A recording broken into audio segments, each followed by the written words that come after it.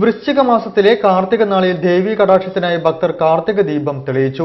വൈകിട്ട് ദീപാരാധനയ്ക്ക് ശേഷമാണ് ഭക്തജന കൂട്ടായ്മയിൽ കാർത്തിക ദീപം തെളിയിച്ചത്. വീടുകളിലും കാർത്തിക വിളക്ക് തെളിയിച്ചു. തമസോമ ജ്യോതിർഗമയ എന്ന ഉപനിഷത്ത് വാക്യത്തെ മുൻനിർത്തി നാടകം തൃക്കാർത്തിക ആഘോഷിച്ചു. വിവിധ ക്ഷേത്രങ്ങളിലും വീടുകളിലും സന്ധ്യയ്ക്ക് കാർത്തിക വിളക്കുകൾ തെളിഞ്ഞു. കാർത്തിക വിളക്കിനോടനുബന്ധിച്ച് ക്ഷേത്രങ്ങളിൽ വിശേഷാൽ പൂജകളും പരിപാടികളും സംഘടിപ്പിച്ചിരുന്നു.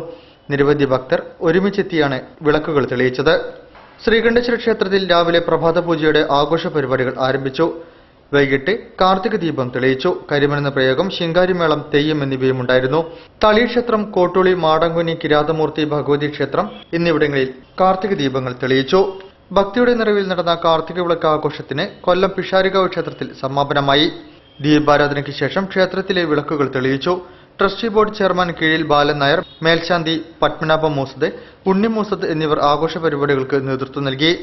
ലക്ഷ്മി പ്രീതിക്ക് വേണ്ടിയാണ് വൃശ്ചിക മാസത്തിലെ കാർത്തിക നാളിൽ കാർത്തിക ദീപം തെളിയിക്കുന്നത്.